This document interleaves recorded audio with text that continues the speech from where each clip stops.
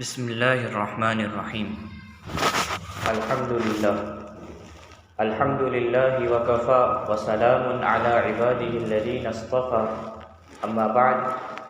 فقد قال اللہ تبارک وتعالی فی القرآن المجید والفرقان الحمید، اعوذ باللہ من الشیطان الرجیم، بسم اللہ الرحمن الرحیم، انا اعطیناک الکوثر فصل لربک وانحر ان شانئک هو الابتر، صدق اللہ العظیم۔ اللہم صل علی سیدنا ومولانا محمد کما صلیت علی ابراہیم وعلی آل ابراہیم انک حمید مجید،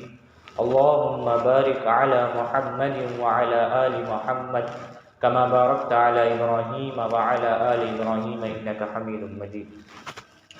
میری عزیز بہنوں، السلام علیکم ورحمۃ اللہ وبرکاتہ۔ اللہ تبارک و تعالیٰ کا نہایت فضل اور اس کا کرم کہ اللہ تبارک و تعالیٰ نے اس پررونق مجلس کا انعقاد کرنے کی بھی توفیق عطا فرمائی اور دینی باتیں سننے اور سنانے کی بھی توفیق عطا فرمائی۔ الحمدللہ صراط مستقیم کورس کا 12واں سبق اختتام کو پہنچ چکا تھا۔ آج 13واں سبق کا آغاز ہونا ہے۔ تو آج کے سبق میں جو قرآن کی آیت ہے وہ سورہ کوثر کی آیت ہے، جس میں اللہ تبارک و تعالیٰ نے حضور پاک صلی اللہ علیہ وسلم کو دلاسا دیا ہے اور کفار اور مشرکین کے جو طعنے تھے اس سے حضور پاک صلی اللہ علیہ وسلم کی ان آیتوں سے دلجوئی فرمائی۔ اس سورت کا جو شان نزول ہے وہ یہ ہے کہ جب حضور پاک صلی اللہ علیہ وسلم کے جو اولاد تھی، یعنی جو نرینہ اولاد تھے، ایک کے بعد دیگرے جب وہ بچپن ہی میں فوت ہو گئے تو کفار اور مشرکین نے حضور پاک صلی اللہ علیہ وسلم کو طعنہ دینا شروع کیا کہ یہ تو دم کٹے یعنی مقطوع النسل ہے، ان کا جو نسل ہے وہ آگے بڑھ نہیں سکتا، کیونکہ جو اولاد ہوتے ہیں، جو مرد ہوتے ہیں، مرد سے نسل چلتی ہے۔ حضور پاک صلی اللہ علیہ وسلم کی 4 صاحبزادیاں بھی تھیں، پر جو نسل چلتی ہے وہ مرد سے چلتی ہے، باپ سے چلتی ہے۔ تو حضور پاک صلی اللہ علیہ وسلم کی جو نرینہ اولاد تھی، جو لڑکے تھے، وہ بچپن ہی میں فوت ہو گئے تھے۔ حضور پاک صلی اللہ علیہ وسلم کی 4 بیٹیاں تھیں، جن میں حضرت زینب رضی اللہ تعالی عنہ، حضرت رقیہ رضی اللہ تعالی عنہ، حضرت ام کلثوم رضی اللہ تعالی عنہ اور حضرت فاطمہ الزہرا رضی اللہ تعالی عنہ۔ یہ 4 بیٹیاں تھیں اور حضور پاک صلی اللہ علیہ وسلم کے بیٹے جو ہیں ان میں مورخین کے درمیان اختلاف ہے، پر جو صحیح ہے وہ یہ ہے کہ حضور پاک صلی اللہ علیہ وسلم کے 3 بیٹے تھے۔ نمبر 1 قاسم رضی اللہ تعالیٰ، نمبر 2 حضرت ابراہیم رضی اللہ تعالیٰ، اور نمبر 3 حضرت عبداللہ رضی اللہ تعالیٰ۔ یہ 3 بیٹے حضور پاک صلی اللہ علیہ وسلم کے تھے اور بچپن ہی میں، نوعمری میں ان کا انتقال ہو گیا۔ تو جب یکے بعد دیگرے تینوں بچوں کا انتقال ہو جانا تو خود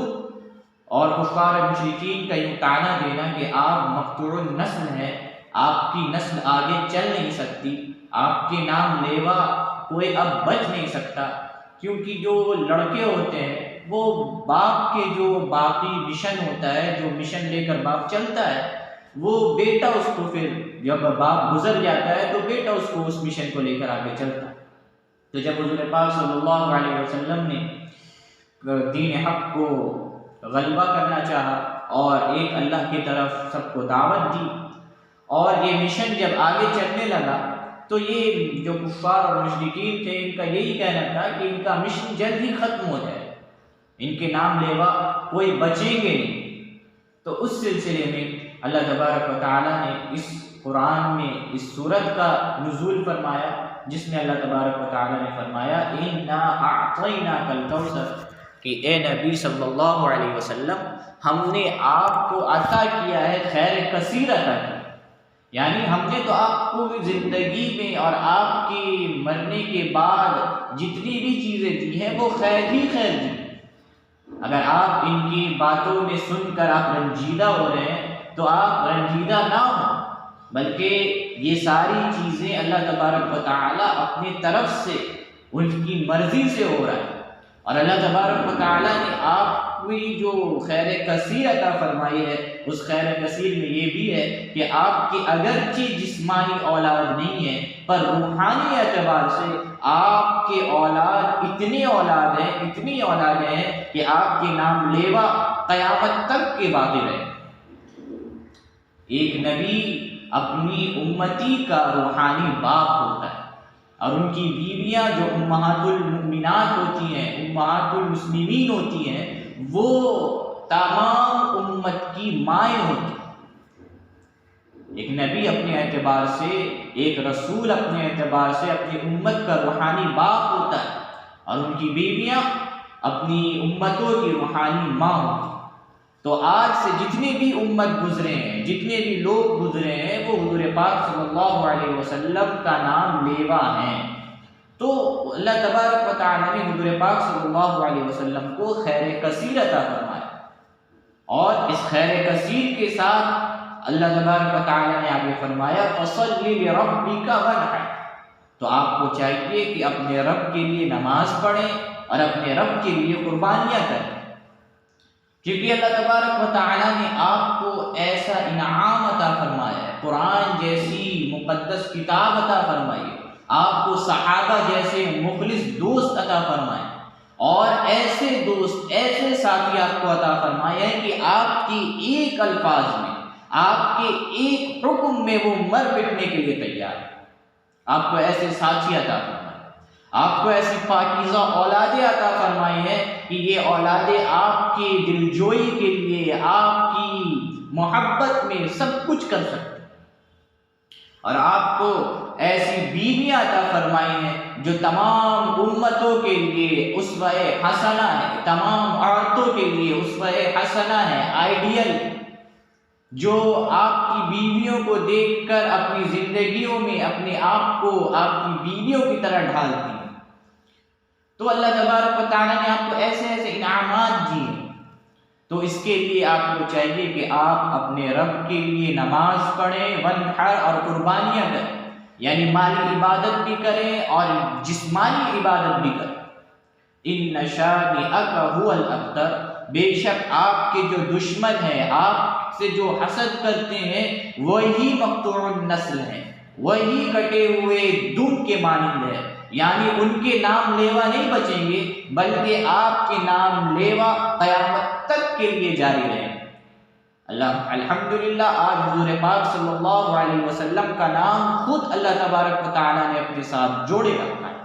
5 وقت کی نمازیں ہوتی ہے، 5 وقت کی نماز سے پہلے اذان ہوتی ہے، اقامت ہوتی ہے، ان میں اللہ تبارک و تعالیٰ نے اپنے رسول کا نام اپنے ساتھ جوڑے رکھا، اور 5 وقت یہ صدا ہوتی ہے اشہد ان لا الہ الا اللہ وان محمد رسول اللہ، لا الہ الا اللہ محمد رسول اللہ، کوئی معبود نہیں ہے اور محمد صلی اللہ علیہ وسلم اللہ کے رسول ہیں. یہ آپ کو انعامات دیے گئے ہیں. تو ایک مسلمان کو اس آیت سے اور اس سورت سے یہ اخذ کرنا چاہیے کہ ایک مسلمان کو اللہ تبارک و تعالیٰ نے خیر کثیر عطا فرمایا. پہلے اور ایک بات سمجھ لے کہ کوثر جو ہے خیر کثیر کے معنی میں بھی آتا ہے، اور ایک معنی مفسرین کرتے ہیں حوض کوثر کے نام سے. حوض کوثر قیامت کے دن میدان حشر میں جب لوگ بالکل پیاس سے تڑپ رہے ہوں گے، تو اس وقت حضور پاک صلی اللہ علیہ وسلم کو یہ ایک حوض کوثر ملے گا، ایک نہر ملے گی جس کا پانی دودھ سے بھی زیادہ سفید ہوگا، اور جس کی مٹھاس شہد سے بھی زیادہ میٹھی ہوگی، اور اس کے برتن جس میں انسان کو پانی پلایا جائے گا وہ ستاروں سے بھی زیادہ ہوں گے. اس وقت حضور پاک صلی اللہ علیہ وسلم اپنی امتوں کو جو پیاسے ہوں گے، جنہوں نے خیر کا کام کیا ہوگا، جنہوں نے عمل صالح کی ہوگی، قرآن پر عمل کیا ہوگا، ان کو یہ اتھارٹی حاصل ہوگی کہ حضور پاک صلی اللہ علیہ وسلم اس جام کو اپنے امتی کو پلائیں گے. اور خیر کثیر بعض لوگ کہتے ہیں خیر کثیر میں حوض کوثر بھی آتا ہے. اتنے انعامات کیے ہیں، اتنے انعامات میں حوض کوثر بھی ایک انعام ہے. تو اس کے لیے آپ کو چاہیے کہ نماز پڑھے اور قربانیاں کرے. تو ایک مسلمان، چونکہ اللہ تبارک و تعالیٰ نے مسلمانوں پر، مومنوں پر اللہ تبارک و تعالیٰ نے بے شمار احسانات کیے. یہ کم احسان ہے کہ اللہ تبارک و تعالیٰ نے ہم سب کو ایک مسلمان گھرانے میں پیدا کیا. اگر ہم مسلمان گھرانے میں نعوذ باللہ پیدا نہ ہوتے، خدا نخواستہ پیدا نہ ہوتے، تو ہم آج کہاں ہوتے؟ اللہ تبارک و تعالیٰ نے خصوصی اعتبار سے ہم پر یہ انعام کیا کہ ہمیں ایک مسلمان گھرانے میں پیدا کیا اور ایسے معاشرے میں پیدا کیا کہ جہاں دین زندہ ہے، جہاں پر الحمدللہ اللہ کو ایک ماننا اور نبی صلی اللہ علیہ وسلم کو اپنا رسول ماننا اور قرآن جیسی مقدس کتاب کو سمجھنا یہ بہت آسان ہے. اور اللہ تبارک و تعالی ہمارے گناہوں کے باوجود، ہم اتنے بڑے گناہ گار ہیں، ہم اتنے بڑے گناہ گار ہیں، اس کے باوجود ہمیں رزق ملتا ہے، ہمیں پہننے کو کپڑا ملتا ہے. ہر انسان، ہر مومن یہ تو دل میں رکھتا ہی ہے کہ مجھے یہ رزق جو مل رہا ہے وہ اللہ تبارک و تعالیٰ کی طرف سے مل رہا ہے. یہ لباس جو ہم پہنتے ہیں وہ اللہ تبارک و تعالیٰ ہی کی طرف سے مل رہا ہے. یہ جو مال میرے پاس آ رہا ہے وہ اللہ تبارک و تعالیٰ ہی مجھے دے رہے ہیں. ایک مومن، ایک مسلمان کو یہی عقیدہ رکھتا ہے. تو اللہ تبارک و تعالیٰ کے ہم نافرمان بندے ہیں، گناہ گار بندے ہیں، خطا کار بندے ہیں، سیاہکار بندے ہیں، اس کے باوجود اللہ تبارک و تعالیٰ ہم پر انعامات کی بارشوں کا نزول فرماتا ہے. ہمیں اولادیں بھی عطا فرما رہا ہے، ہمیں کھانے پینے کی چیزیں بھی عطا فرما رہا ہے. تو ہمیں چاہیے کہ ان انعامات کے سلسلے میں ہمیں کیا کرنا ہے؟ اپنے رب کی عبادت کرنا. اللہ چاہتا یہی ہے کہ میرا بندہ مجھے یاد رکھے، اپنی تمام زندگی مجھے یاد کرتا ہوا گزارے. تو اللہ تبارک و تعالیٰ نے یہ احسان کیا کہ بندوں پر 5 وقتہ نمازیں اللہ تبارک و تعالیٰ نے فرض کی. اب جب تم انعامات حاصل کر رہے ہو تو تمہارے لیے یہ ضروری ہے کہ تم اپنے پروردگار کی، اپنے معبود کی عبادت کرو. عبادت کرنے کا طریقہ 5 وقتہ نماز حضور پاک صلی اللہ علیہ وسلم کے ذریعے اللہ تبارک و تعالیٰ نے ہم پر فرض کی. جیسے کہ حضور پاک صلی اللہ علیہ وسلم نے ارشاد فرمایا: 5 صلوات افترضہن اللہ عز وجل، کہ اللہ تبارک و تعالیٰ نے اپنے بندوں پر 5 وقتہ نمازیں فرض کی. اللہ تبارک و تعالیٰ نے یہ نماز صرف اور صرف اپنی عبادت کے لیے پیدا کی اور یہ بتلانے کے لیے پیدا کی کہ یہ جو نماز ہے اس کو جو شخص پابندی کے ساتھ پڑھے گا اللہ تبارک و تعالیٰ اس کو قیامت کے دن نہایت آسانی کے ساتھ جنت میں جگہ عطا فرمائیں گے. یہ 5 وقتہ نماز ہی ہے جو یہ عقیدہ رکھنا، یہ جو باطلانہ عقیدہ ہوتا ہے اس سے انسان کو دور کرتا ہے.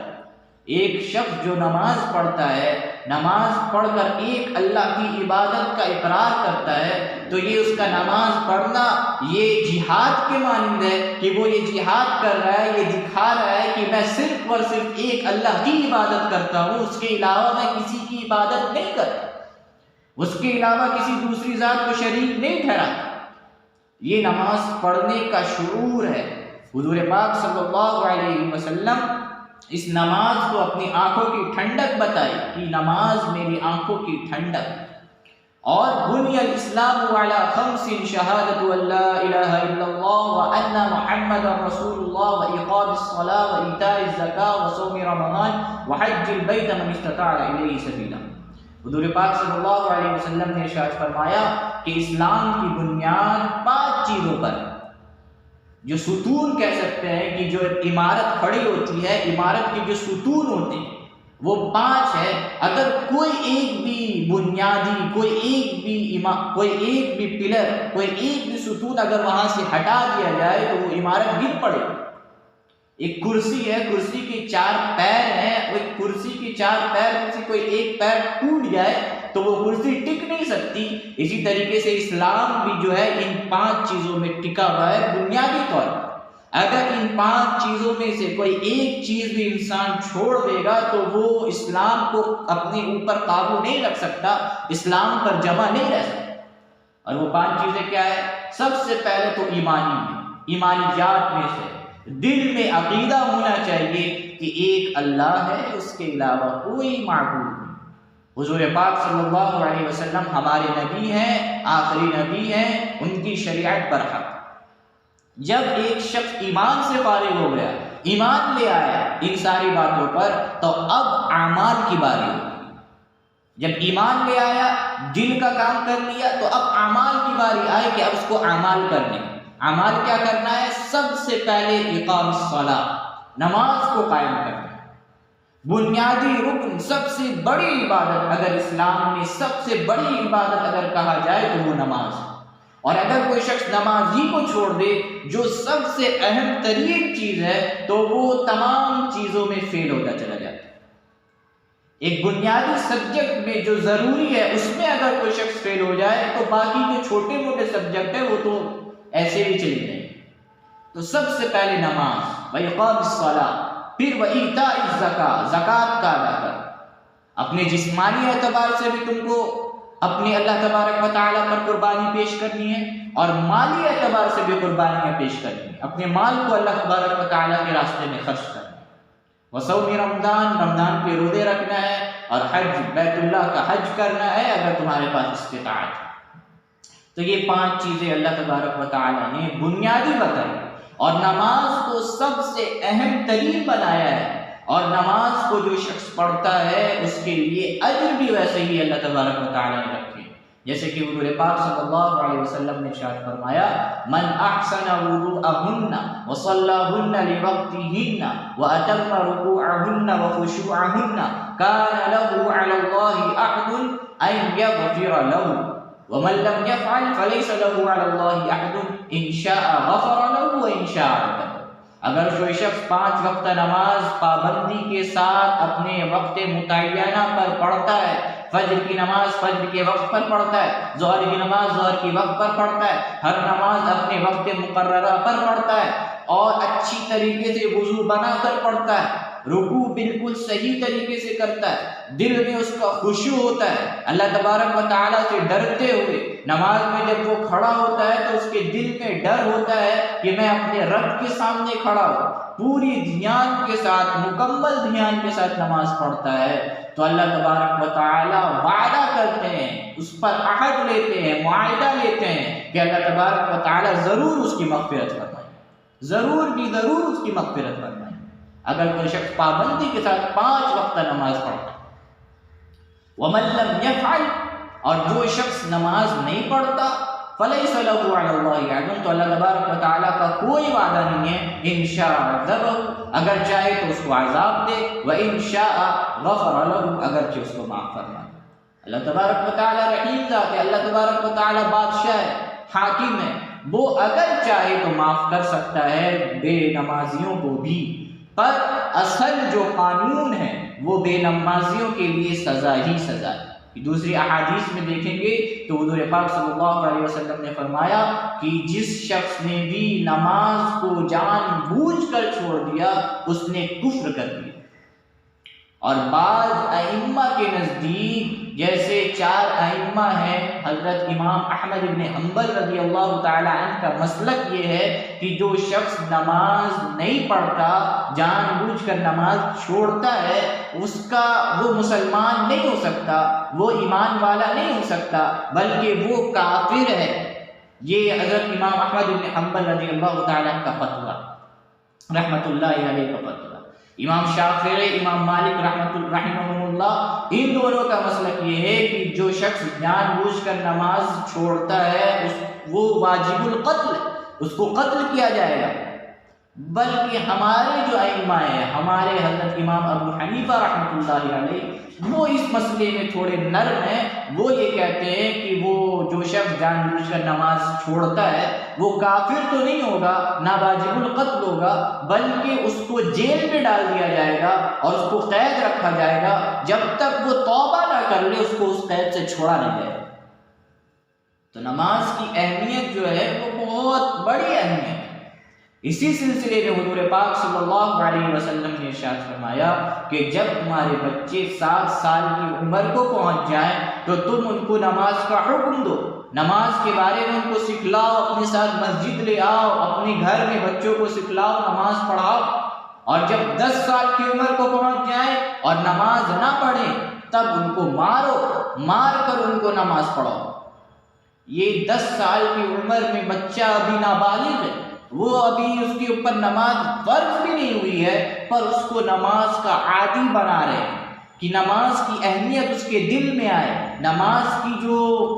اہمیت ہے اس کے دل میں آ جائے۔ تو جب نماز کی اہمیت شروع سے دل میں بیٹھے گی تب وہ آگے جا کر پابندی کرے گی۔ تو یہ اسلام کا شعور ہے، اور جو یہ نماز ہے وہ اللہ تبارک و تعالیٰ نے ایسی رکھی ہے کہ یہ کافر اور مسلمان کے درمیان فرق کرنے والا، ایک مسلمان اور ایک کافر شخص دونوں برابر ہو سکتے ہیں۔ ایک کافر ہے، ایک مسلمان ہے، جسمانی اعتبار سے دونوں برابر ہو سکتے ہیں۔ مسلمان بھی داڑھی رکھ سکتا ہے، کافر بھی داڑھی رکھ سکتا ہے، مسلمان بھی کرتا پجامہ پہن سکتا ہے، کافر بھی کرتا پجامہ پہن سکتا ہے۔ تو یہ ساری چیزیں میچ ہو سکتی ہیں، پر مسلمان نماز پڑھ سکتا ہے پر کافر نماز نہیں پڑھ سکتا۔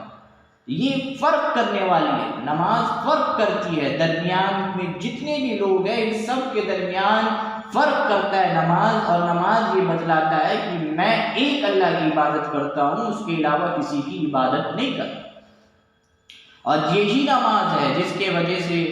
تمام چیزوں سے انسان بچتا ہے۔ اللہ تبارک و تعالیٰ قرآن میں فرماتا ہے ان الصلاۃ تنہی عن الفحشاء والمنکر، کہ جو شخص دل کے خشوع کے ساتھ اچھے طریقے سے نماز پڑھتا ہے، اللہ تبارک و تعالیٰ اس نماز کے ذریعے سے، اس کے بے حیائی سے، برے کاموں سے اللہ تبارک و تعالیٰ اس کو بچاتے ہیں۔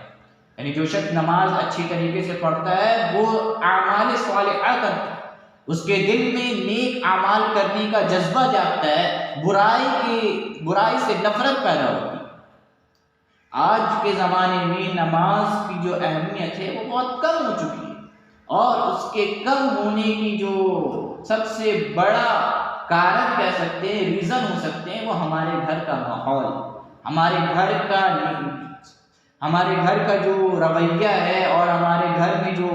چیزیں ہوتی ہیں اسی وجہ سے بچے جو ہے نماز کے سلسلے میں گڑبڑ کرنے لگتے ہیں۔ تو جو گھر کے نگراں ہیں وہ اگر شروع سے تربیت دے اور گھر کے نگراں خود اپنے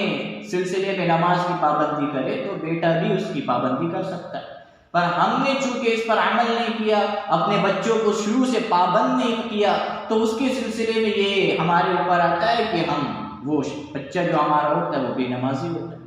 تو یہ بنیادی رکن ہے، اس کو چھوڑنے کا کوئی کانسیپٹ، کوئی دماغ میں خیال ہی نہیں آنا چاہیے کہ کوئی مسلمان نماز چھوڑ سکتا ہے۔ اگر کوئی نماز چھوڑ رہا ہے تو وہ بہت بڑا گناہ کر رہا ہے، کوئی چھوٹا موٹا گناہ نہیں کر رہا ہے،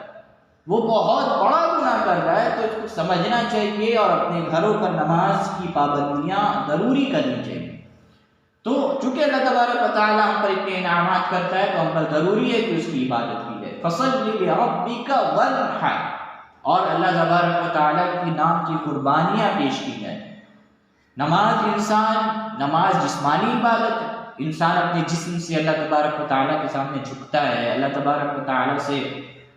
اپنی ضروریات سامنے رکھتا ہے، اور جو قربانی ہوتی ہے وہ اللہ تبارک و تعالیٰ کے سامنے اپنا مال پیش کرنا ہے۔ یہ مالی عبادت ہوتی ہے کہ بندہ اپنے سامنے جسم کا تو استعمال نہیں کر رہا بلکہ اپنے مال سے اللہ تبارک و تعالیٰ کی خوشنودی حاصل کر رہا ہے۔ وہ اللہ تبارک و تعالیٰ کے نام پر کوئی جانور لاتا ہے، اور جو جانور کو لا کر اللہ تبارک و تعالیٰ کے نام پر اس کا خون بہاتا ہے۔ اللہ تبارک و تعالیٰ کا نام لے کر بسم اللہ اللہ اکبر، کہ اللہ سب سے بڑا، اسی کے نام سے میں اللہ کے نام سے اس کو ذبح کر رہا ہوں۔ آج جب قربانیاں آتی ہیں، عید الاضحیٰ کا موقع آتا ہے تو بڑے بڑے لوگ 10 لاکھ 1 لاکھ 50,000 20,000 اتنے مال کے جانور خریدتے ہیں، اور خرید کر اس کو اپنے اللہ تبارک و تعالیٰ کی بارگاہ میں پیش کرتے ہیں۔ تو 20,000 30,000 40,000 یہ کوئی معمولی رقم نہیں ہے۔ اللہ تبارک و تعالیٰ کی خوشنودی حاصل کرنے کے لیے بندہ اپنے جذبے کے ساتھ اللہ کی خوشنودی حاصل کرنے کے لیے بغیر کچھ سوچے سمجھے اللہ کے راستے میں اس کو خرچ کر دیتا ہے تو اللہ تبارک و تعالیٰ اس کے درجات بلند فرماتے ہیں۔ تو یہ دو چیزیں ہیں اللہ تبارک و تعالیٰ کی خوشنودی حاصل کرنے کی، اس کے انعامات کے بدلے میں انسان کو چاہیے کہ اللہ تبارک و تعالیٰ کی عبادت کرے اور اس کے نام پر قربانیاں پیش کرے۔ اور ضروری نہیں کہ مالی اور جسمانی قربانیاں ہی صرف اللہ تبارک و تعالیٰ کی خوشنودی حاصل کرنے کے لیے کافی ہے، بلکہ انسان اگر اپنے دین کے غلبے کے لیے، دین کو آگے بڑھانے کے لیے کچھ چیزیں فراموش کر دیتا ہے، کچھ چیزیں سیکریفائز کر لے جاتا ہے کہ ایک طرف تو دنیا نظر آ رہی ہے، ایک طرف دین نظر آ رہا ہے، میں دنیا کو لات مارتا ہوں اور دنیا کو لات مار کر دین کو پکڑتا ہوں، تو یہ بھی ایک طریقے سے قربانی ہے۔ اور اس قربانیوں کو اللہ تبارک و تعالیٰ ضائع نہیں فرمائے گا۔ کل قیامت کے دن اللہ تبارک و تعالیٰ ان ساری قربانیوں کا آپ کو بالکل حساب، بالکل ایک ایک کر کے ہر چیز کا آپ کو اس کا اجر ملے گا۔ اور نماز جو چیز ہے، نماز جو ہے اللہ تبارک و تعالیٰ اس نماز کے ذریعے ایک مثال دیتا ہے کہ جب بندہ، ایک شخص ہے، وہ کسی کارخانے میں کام کرتا ہے، وہ جب کارخانے میں کام کر رہا ہے تو اس کے کارخانے میں کام کرنے سے اس کے جسم پر غبار آتے ہیں، ڈسٹ ہوتا ہے، گندا ہو جاتا ہے، بالکل گندا ہو جاتا ہے، اور پھر اس کے کارخانے سے لے کر اس کے گھر کے درمیان میں 5 ندیاں ہوتی ہیں، 5 سمندر، 5 ندی کچھ بھی کہہ لیں، اور وہ شخص اس 5 نہر میں ایک کے بعد دوسرا، دوسرے کے بعد تیسرا، چوتھا، 5واں، ان سب پر نہا کر پھر گھر پہنچتا ہے،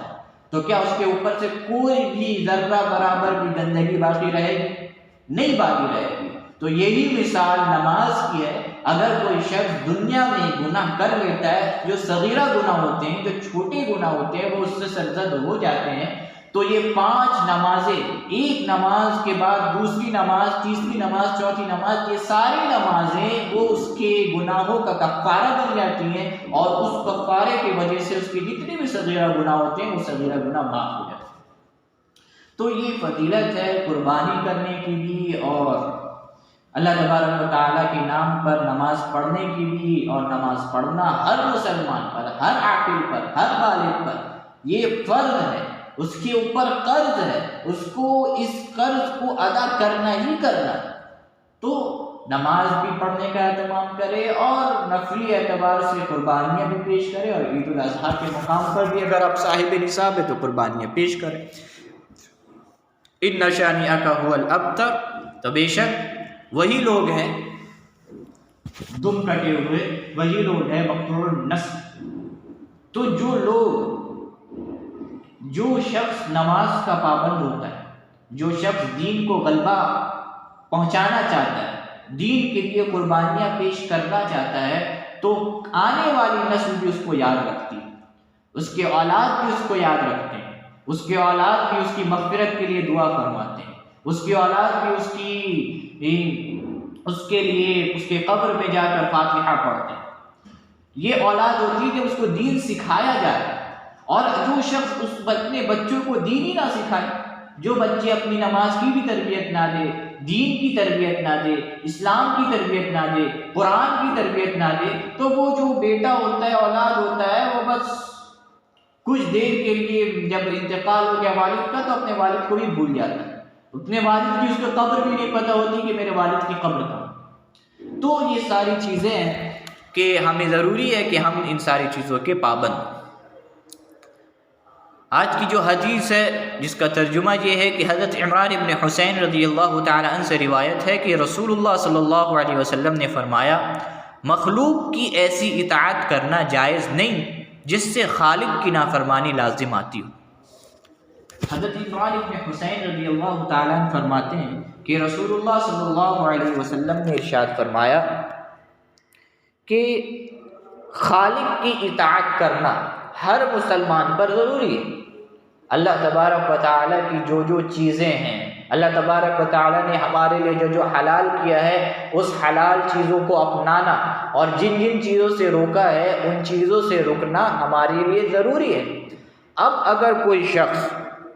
مخلوق کی اطاعت میں خالق کی نافرمانی کر بیٹھے، یعنی اللہ تبارک و تعالیٰ کی پیدا کردہ چیز کی خوشنودی کے لیے اللہ تبارک و تعالیٰ کی نافرمانی کر دینا، یہ کسی مسلمان کو، کسی مومن شخص کے لیے جائز نہیں۔ مثال کے طور پر ایک والد ہے، والد کہتا ہے کہ تم نماز نہیں پڑھو، اللہ تبارک و تعالیٰ کہتے ہیں کہ ان الصلاۃ کانت علی المؤمنین کتابا موقوتا، کہ نماز ہر مسلمانوں پر اس کے مقررہ وقت میں فرض ہے۔ اب یہاں تکرار ہو گئی، اب والد ہے، والد نے حکم دیا کہ تم کو نماز نہیں پڑھنی ہے، اللہ تبارک و تعالیٰ کا حکم ہے کہ تم کو نماز پڑھنا ہے، تو اب چونکہ مخلوق والد بھی ہے، لڑکا وہ بھی مخلوق ہے، خالق اللہ تبارک و تعالیٰ ہے، اگر ہم نے اپنے والد کی بات سن لی تو خالق کی نافرمانی ہو جائے گی، خالق نے ہمیں نماز پڑھنے کا حکم دیا، اور اگر خالق کی بات مان لی تو مخلوق کی نافرمانی ہوگی۔ تو اس سلسلے میں انسان کو چننا کسے ہے؟ خالق کو چننا ہے، اللہ کو چننا ہے۔ چونکہ میں نے پچھلے بات یہ بتا دی کہ اللہ تبارک و تعالیٰ نے قرآن میں فرمایا قُلْ إِنْ كَانَ آبَاؤُكُمْ وَأَبْنَاؤُكُمْ وَإِخْوَانُكُمْ وَأَزْوَاجُكُمْ وَعَشِيرَتُكُمْ وَأَمْوَالٌ اقْتَرَفْتُمُوهَا وَتِجَارَةٌ تَخْشَوْنَ كَسَادَهَا وَمَسَاكِنُ تَرْضَوْنَهَا أَحَبَّ إِلَيْكُم مِّنَ اللَّهِ وَرَسُولِهِ وَجِهَادٍ فِي سَبِيلِهِ فَتَرَبَّصُوا حَتَّى يَأْتِيَ اللَّهُ بِأَمْرِهِ، کہ جس شخص نے کسی کے دل میں یہ چیز پیدا ہو گئی کہ اس نے اپنے والد کو یا اپنے بھائی کو یا اپنے بیٹوں کو یا اپنے شوہر کو یا اس جیسے گھر کو جس میں وہ رہتا ہے یا مال کو جو وہ کماتا ہے، اس کو اللہ اور اس کے رسول سے زیادہ ترجیح دے دیا، تو بس انتظار کرنا ہے یہاں تک کہ اللہ تبارک و تعالیٰ کا حکم نافذ ہو جائے۔ یہ اللہ تبارک و تعالیٰ نے جو اولاد عطا فرمائی ہے، جو شوہر اور بیوی ہے، یہ سارے فتنے دین کے درمیان آڑ بنتے، تو چننا کسے ہے؟ چننا دین کو، دین کو ہمیشہ اپنے اوپر اختیار دینا ہے، دین سے کبھی روگردانی نہیں کرنی ہے۔ دین اگر ہمیں حکم دیتا ہے، اسلام اگر حکم دیتا ہے کہ تم اپنے والدین کی اطاعت کرو، والدین کی بات سنو، تو بالکل اپنے والدین کی اطاعت کرنی ہے، والدین کے ساتھ صلہ رحمی کرنی ہے، رشتہ داروں کے ساتھ اچھا سلوک رکھنا ہے۔ پر اگر وہی والدین اور وہی رشتہ دار ہمیں کسی برائی کا حکم دے دے اور اسلام کے مخالف بنا دے یا اللہ کے نافرمان بنا دے، تو ہمیں نافرمان نہیں ہونا، اللہ سے مخالفت نہیں کرنی، بلکہ ان کے مخالف ہو جانا ہے، اپنے دین اسلام کو نہیں چھوڑنا ہے۔ اسی پر اشکال ہوتا ہے، بعض لوگ کہتے ہیں کہ اسلام جو ہے یہی کٹر پنا کا نام ہے، کہ اسلام یہ کہتا ہے کہ دین کو سنبھالے رکھو، اسلام کو سنبھالے رکھو، باقی سب کو چھوڑ دو۔ تو ظاہر سی بات ہے، جس نے ہمیں یہ ساری چیزیں عطا فرمائی ہیں، خالق نے ہمیں عطا فرمایا، ہمیں اولادیں دی، خالق نے ہمارا نکاح کرایا، ہمیں بیوی دی، بچے دی، ہمیں والدین عطا فرمائے۔ اب خالق کے نام پر اگر وہ نافرمانی پر اتر آئے تو ہم بالکل اس کی اطاعت میں ان سب کو چھوڑ کر اللہ تبارک و تعالیٰ کی اطاعت کرنے لگے۔ حضور پاک صلی اللہ علیہ وسلم نے اپنے دور پر قربانیاں پیش کی ہیں، صحابہ نے اپنے دور پر قربانیاں پیش کی ہیں۔ قربانیوں کی ایک مثال یہ ہے کہ حضور پاک صلی اللہ علیہ وسلم نے جب سب کی مخالفت کر لی تو تمام کفار اور مشرکین نے ان صحابہ کا، حضور پاک صلی اللہ علیہ وسلم کا اور ان کے ہم نواؤں کا جو ان کے ساتھ تھے، سب کا سوشل بائیکاٹ کر دیا۔ 2 سال تک حضور پاک صلی اللہ علیہ وسلم اور ان کے صحابہ تک نہ ان کو غذا پہنچائی جاتی، نہ ان کو راشن ملتا، نہ ان سے کوئی مال خریدتا، نہ ان کو کوئی چیز بیچتا، نہ ان کے درمیان کسی کے آپس میں نکاح کرواتا، سوشل بائیکاٹ بالکل دور۔ اور یہ لوگ ایک گھاٹی میں جا کر پناہ لے رہے ہیں اور یہ پناہ لے رہے ہیں کہ ان کی بھوک کی شدت یوں ہو رہی ہے کہ یہ پتے توڑ کر اپنے پیٹ کو بھر رہے ہیں۔ یہ عالم ہو رہا ہے کہ وہ پتے توڑ رہے ہیں اور کچھ بھی اٹھا رہے اور کھا لے رہے ہیں۔ یہ صحابہ تھے، یہ حضور پاک صلی اللہ علیہ وسلم تھے، ان کو کیوں ضرورت پڑی قربانیاں پیش کرنے کی؟ ان کو کیا ضرورت تھی قربانیاں پیش کرنے کی؟ کیا کفار اور مشرکین یہ نہیں کہہ رہے تھے کہ ہم آپ کے پیروں تلے جو آپ چاہتے ہیں ہم آپ کو دینے کو تیار ہیں؟ آپ مال چاہتے ہیں، ہم تمام عرب میں سب سے زیادہ مالدار آپ کو بناتے ہیں۔ آپ اگر کوئی اچھی خوبصورت لڑکی سے نکاح کرنا چاہتے ہیں نعوذ باللہ تو ہم آپ کے قدموں میں رکھتے ہیں۔ اگر آپ بادشاہت چاہتے ہیں تو ہم تمام عرب کے بادشاہ آپ کے ہاتھ پر بیعت کرتے ہیں، آپ کو اپنا بادشاہ تصور کرتے ہیں۔ یہ ساری چیزیں سامنے تھی، اور صحابہ کے سامنے بھی یہ پیشکش کی گئی کہ آپ کو ہم مالدار بنا دیں گے، آپ جو چاہتے ہیں وہ آپ کو دیں گے، بس آپ اس دین کو چھوڑ دیں۔ انہوں نے کیوں اس دین کو سنبھالے رکھا، کیوں دین کو آگے بڑھاتے رہے؟ کیونکہ ان کو یہ قربانیاں انہوں نے کیوں پیش کی؟ یہ قربانیاں صرف اس لیے پیش کی کہ آج ہم تک یہ دین پہنچ سکے، یہ قانون، یہ شریعت ہم تک پہنچ سکے۔ اور انہوں نے یہ بتا کر اور یہ دکھا کر ہمیں یہ نصیحت دی، یہ سبق دیا کہ جب بھی ضرورت پڑے تم کو قربانی پیش کرنے کے لیے، دین کے خاطر، اسلام کے خاطر، اللہ کے خاطر، رسول کے خاطر، تو تم ایک وقت کے لیے بھی نہ سوچنا کہ تم قربانی پیش کریں یا نہ کریں، بے جھجک قربانی پیش کر دیں۔ آج جو اسلام کو ٹارگٹ بنایا جا رہا ہے، حجاب کا مدعا لایا جا رہا ہے، اور اپنی ماؤں کو، اپنی بہنوں کو جو حجاب اتروایا جا رہا ہے، اگر ان کے ساتھ یہ سلوک کر رہا ہے، ہو رہا ہے، تو آج بھی قربانی کی ضرورت ہے۔ اپنے بچوں کو اگر ضرورت پڑے تو عیسائی اسکول سے نکال کر کوئی اسلامک اسکول میں ڈالی جائے۔ ہمارے اوپر یہ بھی، ہم پر ایک بہت چیز کا ہم پر یہ ہے کہ ہمارا کوئی اسلامک اسکول نہیں ہے، اسلامک کالج نہیں ہے، ہمارے پاس کوئی اچھی جو اسلامک طور پر اسلامک قانون کے اعتبار سے کام کرتے ہوں، ایسے نہیں ہے۔ پر ضروری ہے اگر قربانی پیش کرنا پڑے، اسلام چونکہ ہمیں بتاتا ہے عورتوں کو حجاب کرنے کا حکم دیتا ہے، قل للمؤمنین قل لازواجک وبناتک ونساء المؤمنین یدنین علیہن من جلابیبہن۔ قرآن کا صراحتاً یہ حکم ہے کہ پردہ کیا جائے، اپنی بیویوں کو کہا جائے، اپنی بیٹیوں کو کہا جائے، مسلمان کی عورتوں سے کہا جائے کہ وہ پردہ کرے۔ اب یہاں ٹکراؤ پیدا ہو رہا ہے، اب ہمیں ایڈوکیشن حاصل کرنا ہے کہ پردہ کرنا ہے۔ ایک اور بچی ہے، وہ اپنی جا رہی ہے، وہ ایگزامینیشن میں بیٹھی ہے، اور اس کو اٹھایا جائے اور اس سے پوچھا جائے کہ تم کو ایگزام دینا ہے یا تم کو اپنے اوپر حجاب رکھنا ہے، تو وہ بچی کیا کہے؟ تو یہ جو سوال ہے، یہ سوال ہی غلط ہے۔ یہ سوال کیسے غلط ہے کہ اگر ہم یہ آپ سے سوال کریں کہ یہ جو تمہاری دو آنکھیں ہیں، تم کو ایک آنکھ چاہیے کہ یہ دوسری آنکھ چاہیے، تو ہم ایک آنکھ پھوڑ لیں گے اور ایک آنکھ لے لیں گے۔ ظاہر سی بات ہے یہ دونوں چیزیں ضروری ہیں۔ تو اسی طریقے سے اس بچی کے لیے یہ دونوں چیزیں ضروری ہے، ایڈوکیشن بھی ضروری ہے، اس کا حجاب بھی ضروری ہے۔ تو اگر قربانی پیش کرنے پڑے اسلام کے خاطر، دین کے خاطر، کوئی بھی ہو، اگر کوئی مرد ہے اس کو اسلام کے خاطر کوئی قربانی پیش کرنے پڑے تو اس کو جھجکنا نہیں ہے، بلکہ اسلام کے نام پر قربان ہو جانا ہے اور قربانی پیش کر دینی ہے۔ اور جب قربانی پیش کرے گا تو کل قیامت تک، تا قیامت تک اس کا نام باقی رہے گا۔ ہمارے جتنے بھی اسلافین ہیں، جتنے بھی ہمارے پچھلے کے لوگ گزرے ہیں، جنہوں نے خیر کا کام کیا ہے، جنہوں نے قربانیاں پیش کی ہیں، آج ہم ان کو اچھے طرز پر یاد رکھتے ہیں، اور جنہوں نے خرافات کیے ہیں، فتنہ پھیلائے ہیں اور طرح طرح کی مکاریاں کی ہیں، ان کو ہم گالیوں ہی سے یاد کرتے ہیں، ان کے لیے برا بلائی الفاظ کہتے ہیں۔ تو یہ حضور پاک صلی اللہ علیہ وسلم نے ارشاد فرمایا کہ مخلوق کی اطاعت سے خالق کی نافرمانی نہیں کرنی ہے، بلکہ خالق کی فرما برداری میں مخلوق کی نافرمانی کر دینا ہے۔ اللہ تبارک و تعالیٰ کو تھامے رکھنا ہے، نبی صلی اللہ علیہ وسلم کی سنت کو تھامے رکھنا ہے، حضور پاک صلی اللہ علیہ وسلم کی جو تعلیمات ہیں، قرآن مجید کی جو تعلیمات ہیں، اس کو سنبھال کے رکھنا ہے اور اس پر عمل بھی کرنا ہے۔ تو یہ آج کی حدیث تھی،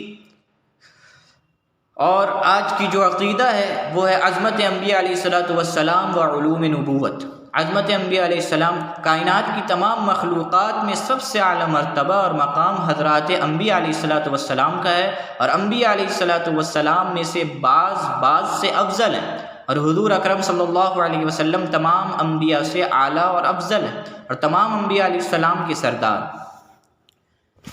جو نبی ہوتے ہیں ان کی ایک عظمت ہوتی ہے، ان کی ایک شان ہوتی ہے۔ جو نبی اور رسول ہوتا ہے اس کو اللہ تبارک و تعالی ایک قوم سے چنتے ہیں، اور وہ نبی معصوم ہوتا ہے، وہ گناہ گار نہیں ہو سکتا،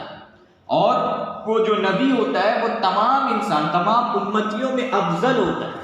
اسی طریقے سے نبی پاک صلی اللہ علیہ وسلم جو ہے وہ تمام انبیاء سے، جتنے بھی نبی آئے ہیں 1,24,000 جو گنتی ہیں، ان تمام نبیوں اور ان تمام رسولوں سے حضور پاک صلی اللہ علیہ وسلم افضل ہے۔ اس لیے افضل ہے کہ حضور پاک صلی اللہ علیہ وسلم خاتم النبیین ہیں، آخری نبی ہے، انہوں نے تمام انبیاء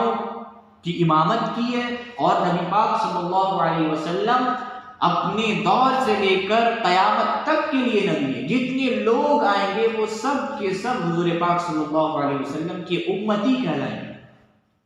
اور حضور پاک صلی اللہ علیہ وسلم کل قیامت کے دن ان کی جو امتی ہوں گے وہ تمام امتیوں میں سب سے زیادہ ہوں گے۔ تو حضور پاک صلی اللہ علیہ وسلم تمام نبیوں کے سردار ہیں اور سب سے اعلیٰ اور عرفہ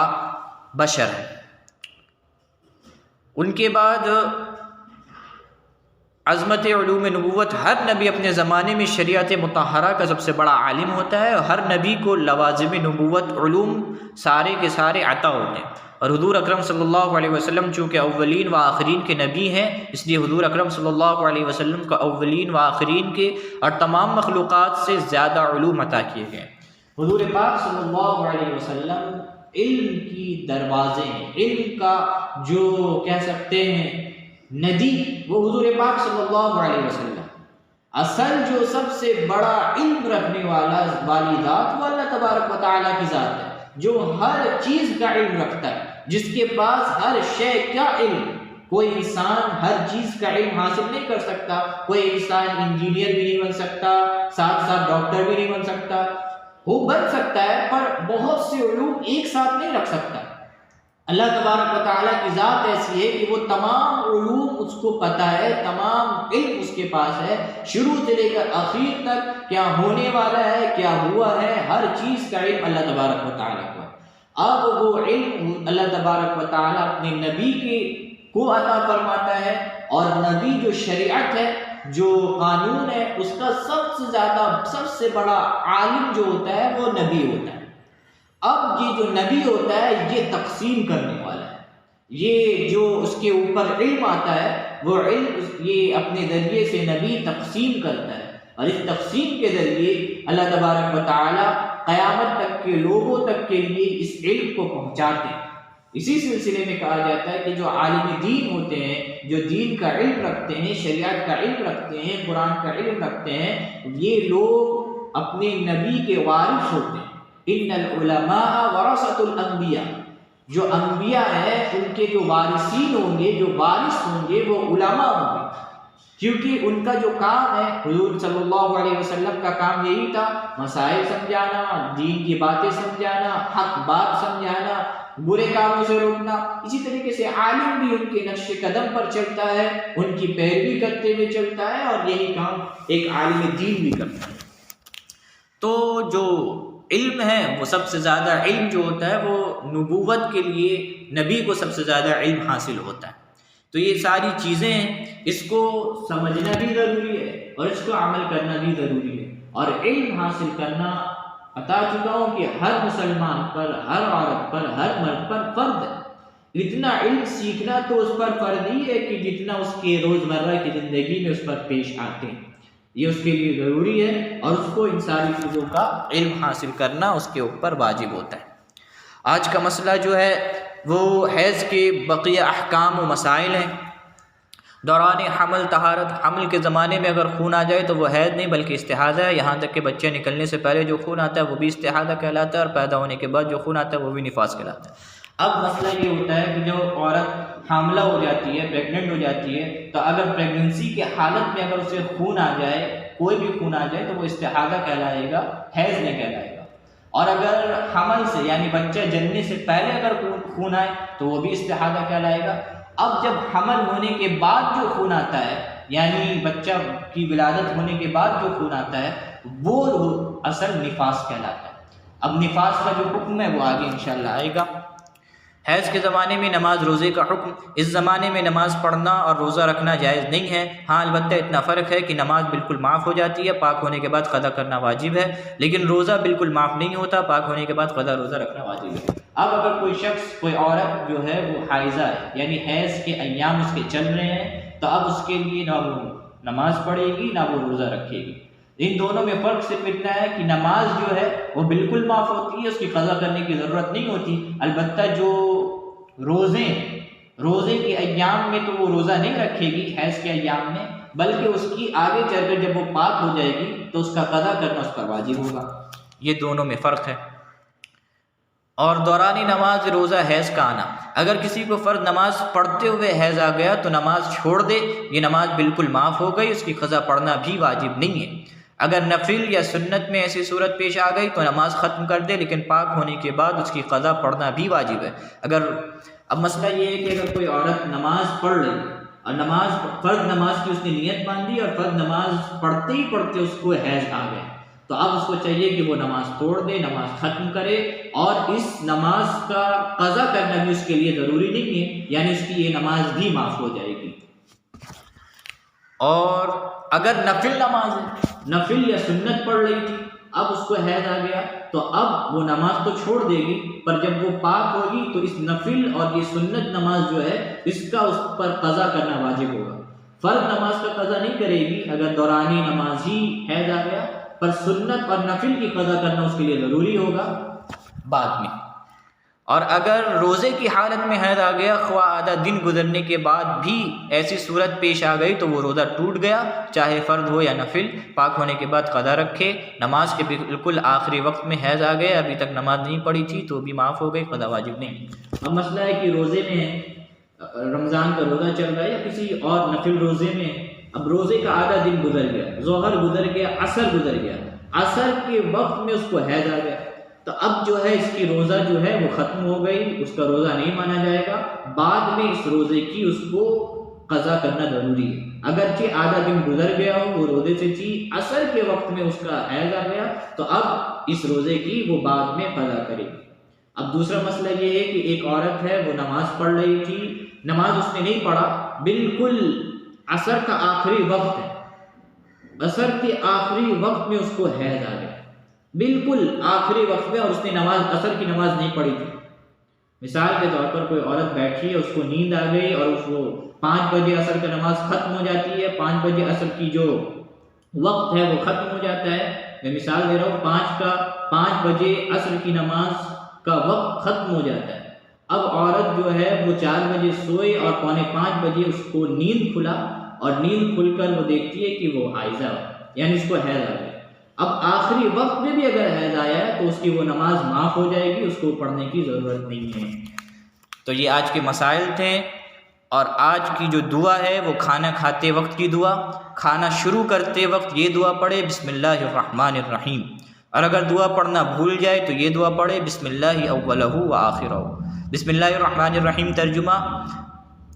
کہ شروع کرتی ہوں میں اللہ تبارک و تعالیٰ کے نام سے جو بڑا رحمان اور رحیم ہے، اور بیچ میں جو دعا ہے اگر بھول جائے تو کھانے کی شروع اور آخر میں اللہ تعالیٰ کا نام لیتی ہوں۔ شروع کرتے وقت بسم اللہ پڑھنا ہے، بسم اللہ پڑھ دے، اللہ تبارک و تعالیٰ اس میں برکت نازل فرماتا ہے، اور اس کی برکت سے اس کے جسم پر تمام چیزوں میں برکت ہوتی ہے۔ اور اگر وہ اتفاقاً بھول جائے کھانا کھاتے وقت کی دعا، تو وہ یہ دعا پڑھ لے بسم اللہ اولہ و آخرہ۔ اس کا ترجمہ یہ ہے کہ کھانے کی شروع اور آخر میں اللہ تعالیٰ کا نام لیتی ہوں تو یہ اس کی تلافی ہو جائے گی۔ اللہ تبارک و تعالیٰ کہ ہمیں سنت سے زیادہ اس پر عمل کرنے کی توفیق عطا فرمائے، اور نماز کو قائم کرنے کی اور قربانیاں پیش کرنے کی توفیق عطا فرمائے، اور تمام امت مسلمہ کی حفاظت فرمائے۔ وآخر دعوانا ان الحمد للہ رب العالمین۔